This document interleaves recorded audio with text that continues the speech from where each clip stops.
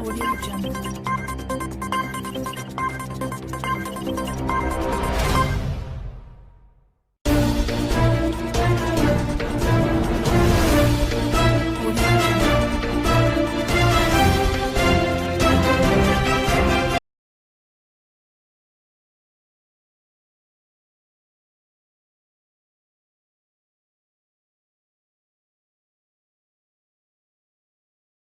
नमस्कार। अगर लॉकडाउन में हो गई है पार्टनर से लड़ाई तो ये है मनाने के कुछ तरीके। कोरोना की दूसरी लहर की वजह से काफी संख्या में लोग इस वायरस का शिकार हो रहे हैं। वहीं इस वायरस के कहर को देखते हुए ज्यादातर राज्यों ने अपने अपने वहां लॉकडाउन लगाया है। ऐसे में लोग भी अपने घरों पर रहने को मजबूर हैं।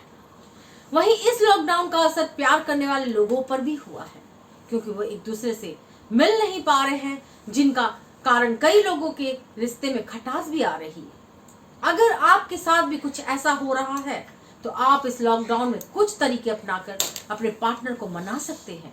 तो चलिए जानते हैं इन तरीकों के बारे में। उपहार भिजवाकर इस लॉकडाउन में घर से बाहर जाना तो बिल्कुल सुरक्षित नहीं है। ऐसे में अगर आपका पार्टनर आपसे रूठ गया है तो आप उन्हें उपहार भिजवाकर मना सकते हैं। आप उनकी पसंद की कोई चीज या कोई ऐसी चीज जो उन्हें पसंद आ सकती है उन्हें भिजवा सकते हैं। इससे आपके पार्टनर का गुस्सा खत्म होना लाजमी है। वीडियो कॉल पर लॉकडाउन में वीडियो कॉल लोगों का एक साथी बना हुआ है। वीडियो कॉल के जरिए ही लोग अपनी बातें कर पा रहे हैं और एक दूसरे को देख पा रहे हैं। ऐसे में अगर आपकी अपने पार्टनर से बिगड़ गई है तो आप उन्हें वीडियो कॉल करके मना सकते हैं, और अगर गलती आपकी है तो आप उनसे वीडियो कॉल पर माफी मांग सकते हैं। इससे आपका रिश्ता मजबूत हो सकता है। कविता सुनाकर। कविताओं में एक ताकत होती है। जब भी कोई कविता सुनता है तो उसमें रम जाता है। अगर आपके पार्टनर को भी कविताओं से लगाव है तो आप उन्हें कविता सुना सकते हैं। वहीं कविता के जरिए ही आप अपने पार्टनर को मना सकते हैं, और यकीनन इससे आपके पार्टनर का अच्छा लगेगा और आपका झगड़ा भी खत्म हो सकता है। उनकी पसंद की चीजें करें। हर किसी को कुछ ना कुछ पसंद होता है, और अगर आपके पार्टनर को भी कुछ पसंद है तो आप अपने पार्टनर के लिए वो खास इंतजाम कर सकते हैं। उदाहरण के लिए, अगर आपके पार्टनर को आपसे बातें करना पसंद है या आपके साथ डिनर करना पसंद है तो इस कोरोना काल में आप मोबाइल पर उनसे बात और वर्चुअल कैंडल लाइट डिनर कर सकते हैं। मैं ललिता कुमारी, धन्यवाद।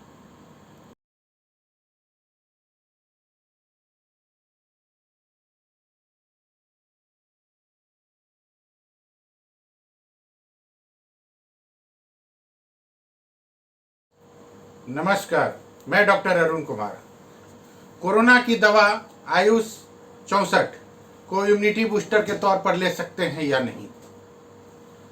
आयुष मंत्रालय ने हाल ही में कोरोना मरीजों के लिए आयुष 64 यानी आयुष 64 दवा का वितरण शुरू किया है। इस दवा को कई जड़ी बूटियों को मिलाकर बनाया गया है, इसलिए कोरोना काल में इसे उम्मीद की किरण बताया जा रहा है।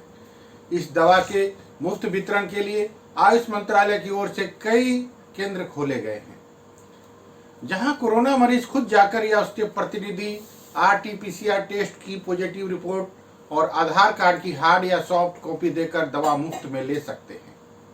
आइए विशेषज्ञ से जानते हैं कि आयुष 64 से जुड़ी कुछ खास जानकारियां जो कोरोना के समय में महत्वपूर्ण साबित हो सकती है। आयुष 64 कब और कैसे ले सकते हैं। शोध में पाया गया है कि जो लोग पॉजिटिव या एसिम्प्टोमेटिक या उन्हें हल्के लक्षण हैं तो सुबह शाम 500 मिलीग्राम या 1 ग्राम तक की गोली ले सकते हैं। जिन्हें बुखार है, शरीर में दर्द है और दूसरे लक्षण हैं तो 2 गोली पूरे दिन में 3 बार ले सकते हैं। पॉजिटिव होने के लगातार 20 दिन तक अगर ये लेते हैं तो रिकवरी हो जाती है। आयुष 64 कितनी प्रभावी है? आयुष 64 का पिछले एक साल से 120 स्थानों में परीक्षण हुआ है। इनमें देखा गया है कि कोरोना के हल्के लक्षण जैसे बुखार, शरीर में दर्द, भूख न लगना यानी हल्के से मध्यम के बीच काफी लाभकारी होता है। क्या आयुष 64 को पैरासीटामोल या किसी अन्य एलोपैथिक ड्रग के साथ ले सकते हैं? इसका शोध हुआ कि जिसमें पाया गया कि इसमें कोई इंटरेक्शन नहीं होती, लेकिन ये ध्यान रखें कि अगर एलोपैथी और आयुर्वेद की दवा ले रहे हैं तो आधे घंटे का गैप या अंतराल अवश्य रखें। कुछ लोग आयुष 64 को इम्यूनिटी बूस्टर के तौर पर ले रहे हैं, वो कितना सही है? ये इम्यूनिटी बूस्टर नहीं है। आयुष 64 4 चीजों से बना है: सप्तपर्ण, कुटकी, चिरायता और कुबेराक्ष से। ये दवा प्रिवेंशन बचाव के लिए ज़्यादा ट्रीटमेंट में काम आती है। इसे स्टोर करके घर पे रखने की जरूरत नहीं है। पोस्ट कोविड के बाद लोगों में काफी कमजोरी हो रही है, उसे कैसे दूर करें? आजकल कोरोना मरीजों को जो दवा दी जाती है उससे कहीं ना कहीं कमजोरी या थकान आ जाती है। इसके लिए आयुर्वेद की अश्वगंधा काफी सहायक होती है। आंवला के जितने भी प्रकार हैं काफी फायदेमंद होते हैं, मुख्य रूप से च्यवनप्राश। इसका आंवला, गिलोय से बना रसायन चूर्ण बट्टी, गिलोय की संसमनी बट्टी, ये सभी आयुष मंत्रालय की गाइडलाइंस में दिए गए हैं। अनु तेल भी सिरदर्द और जुकाम में काफी सहायक होता है। आयुष काढ़ा भी लोगों को प्रिवेंशन और पोस्ट कोविड में मदद देता है। यह रिकवर करने में भी काफी सहायक है। अनु तेल कितना प्रभावी है? जिस तरह से हम वायरस से बचने के लिए मास्क का प्रयोग करते हैं, उसी तरह अनु तेल नाक में लगाने से बाहरी वायरस या जीवाणु आदि नहीं पहुंच पाते हैं। अनु तेल नाक में एक आवरण बना देता है जिससे वायरस अंदर नहीं जा पाता है। इसके लिए अनु तेल की 2-2 बूंद नाक में डालनी चाहिए। लेकिन अगर नहीं डाल पाते तो उसे लगा भी सकते हैं। सितोप्लादी चूर्ण को लेने का सही तरीका क्या है? सितोप्लादी चूर्ण एक आयुर्वेदिक औषधि है। इसे सुबह, दोपहर, शाम आधे से 1 चम्मच शहद के साथ लेनी चाहिए। इससे खांसी के जो वेग होते हैं कम हो जाते हैं और जल्दी आराम हो जाता है। इसके अलावा प्राणायाम करते हैं तो भी फेफड़ों की क्षमता बढ़ती है। धन्यवाद। आपका अपना डॉक्टर अरुण कुमार। इतनी जल्दी दुनिया में कोई चीज नहीं बदलती जितनी जल्दी इंसान की नीयत और नजरें बदल जाती हैं। यदि आपको किसी एक से शिकायत है तो उससे बात कीजिए, लेकिन अगर आपको सबसे शिकायत है तो ये समय है आप खुद से बात कीजिए। सफलता की खुशियां तो हर कोई मनाता है और ये ठीक भी है, लेकिन असफलताओं से सबक सीखना ज्यादा जरूरी है। इस संसार में अनेक लोग योग्यताओं का पिटारा लेके घूम रहे हैं, लेकिन उनका लाभ उन्हें मिल नहीं पाता क्योंकि वो मेहनत और प्रयास के पीछे नहीं बल्कि सिर्फ धन के पीछे भाग रहे हैं। वृक्ष कभी इस बात पर व्यथित नहीं होता कि उसके कितने पुष्प गिर गए, उसने कितने पुष्प खो दिए। वो हमेशा नए फूलों के सृजन में व्यस्त रहता है। आप भी वृक्ष से जीवन के बारे में बहुत गहरी बात सीख सकते हैं कि चाहे आपने कितना कुछ खो दिया हो, इस पीड़ा को भूलकर आप नया क्या कर सकते हैं, इस बात पर ध्यान दीजिए। कभी अपने आप को किसी से कम मत समझिए क्योंकि वजूद सबका अपना अपना होता है। माना कि सूरज के सामने दीपक की कोई औकात नहीं, लेकिन अंधेरे के सामने दीपक बहुत कुछ है। किसी के आगे कभी हाथ फैलाने से अच्छा है उन्हीं हाथों को काम में लगा लो।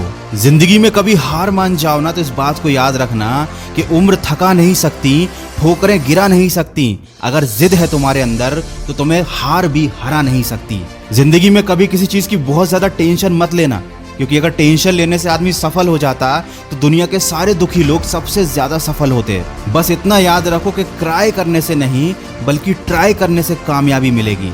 और जिंदगी तो एक ही बार मिली है, कुछ बनकर दिखाओ। आज अगर वक्त खराब भी है तो क्या हुआ, एक दिन इसे बदल कर दिखाओ। कमजोर लोग अपने अपमान का बदला लड़कर लेते हैं, लेकिन समझदार लोग अपमान का बदला सामने वाले से ज्यादा कामयाब बनकर ले लेते हैं। कभी बुरा समय आए तो याद रखना कुदरत भी उनके साथ ही खेलती है जो अच्छे खिलाड़ी होते हैं।